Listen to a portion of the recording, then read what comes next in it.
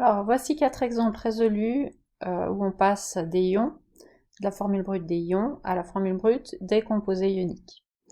La première chose qu'on doit regarder, c'est cette histoire de charge. Une molécule doit forcément être neutre, donc nous avons ici 2 plus pour 1 moins. Il va falloir prendre une fois les 2 plus, mais 2 fois le 1 moins pour avoir une molécule qui est neutre. Ensuite, je vais essayer d'écrire une formule brute qui respecte les règles d'abord d'avoir l'ion positif, c'est-à-dire ici Mg2+, au début. Donc je vais commencer par Mg. Il est une fois, je n'ai pas besoin de l'indiquer, c'est un chiffre qu'on peut taire en chimie, on ne va pas indiquer le petit 1 ici en bas. Et puis on a OH qui est pris 2 fois. Alors le problème ici, c'est que si j'écris ceci, eh bien je n'aurai qu'une fois l'oxygène, mais 2 fois l'hydrogène. Or, c'est vraiment l'ion OH qui doit être pris 2 fois. On va donc devoir mettre une parenthèse autour du OH pour que toute la parenthèse soit concernée par le petit 2 que je vais rajouter ensuite. Pour la molécule suivante, donc on va raisonner de la même façon. On s'occupe tout d'abord des charges qu'on va devoir égaliser. Donc on va prendre 2 fois l'aluminium pour faire 2 fois 3, 6 plus, et 3 fois le soufre pour faire 3 fois 2 moins, c'est-à-dire 6 moins. 6 plus, 6 moins, on a cette fois égalisé notre molécule.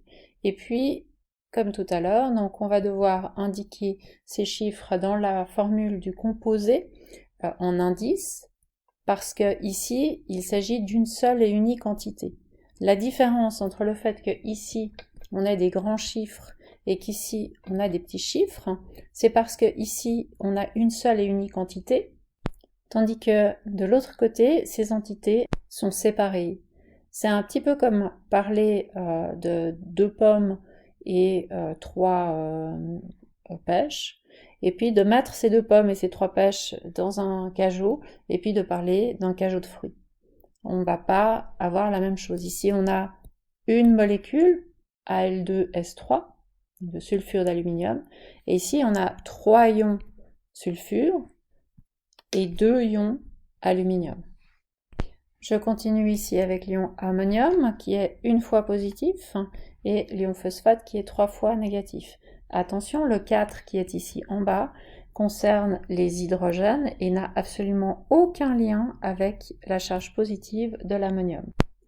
Pour équilibrer ces 3 charges négatives, eh bien, je vais devoir prendre 3 fois une charge positive. Le NH4 est un ion complexe. Je vais devoir le mettre entre parenthèses pour pouvoir préciser que je le prends 3 fois. Ce ne sera pas nécessaire pour le phosphate, qui lui n'est pris qu'une fois. Enfin, mon oxyde est 2-, tandis que le manganèse 7 porte la charge de 7+.